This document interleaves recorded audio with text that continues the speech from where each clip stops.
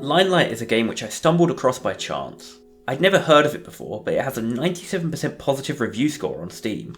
At first, this seemed a little bit odd. How could a game that almost everyone who played it liked be so obscure?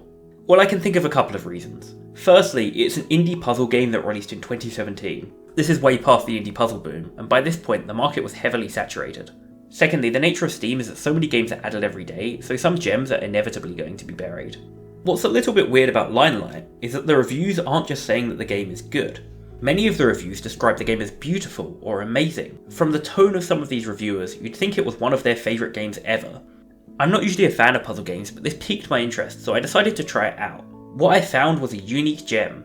I won't say that it's one of my favourite games, but it's definitely unlike anything else I've played. The first thing you'll notice when you open up Linelight is its commitment to a minimalist atmosphere. The title screen is understated. It's lowercase text on an almost blank background while gentle piano music plays. This sets a mood that's consistent throughout all of Linelight's playtime. Despite its simple visuals and complete lack of a story, Linelight does a fantastic job of creating an atmosphere. The game is so committed to this minimalism that it contains almost no UI elements.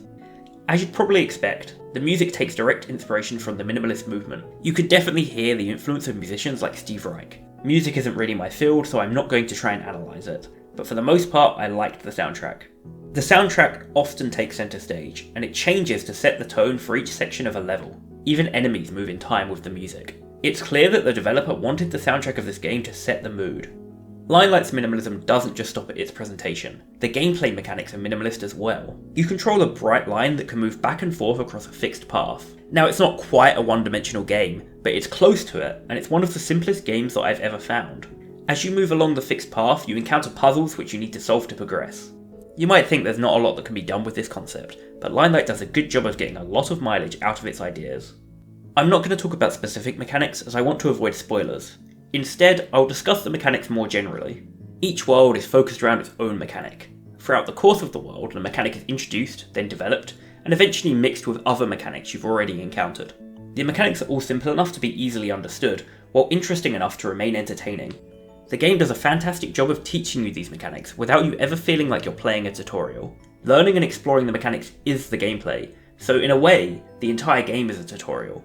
I think a lot of puzzle games are structured this way. Although the gameplay is simple, it still feels well developed. There wasn't anything that stands out as not being fully explored. There's a surprising amount of depth to the puzzles, and the game does a good job of ramping up the difficulty so that it's never overwhelming. The game leans into the strength of its simplicity and manages to be consistently intuitive, although it is a little bit easy at times. While the game does an overall good job with its puzzle design, there were a few puzzles I disliked. A handful required precise timing rather than just problem solving, and these often felt a little bit janky.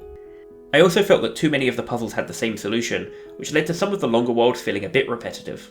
The puzzles in this game also aren't particularly hard, and even though I suck at puzzle games, I got through most of them in 1 or 2 attempts. If you do want more challenge, there are some secret puzzles hidden throughout the game. These are usually more complex versions of the puzzles they branch off from. The secret puzzles do a good job of adding more challenge to existing mechanics.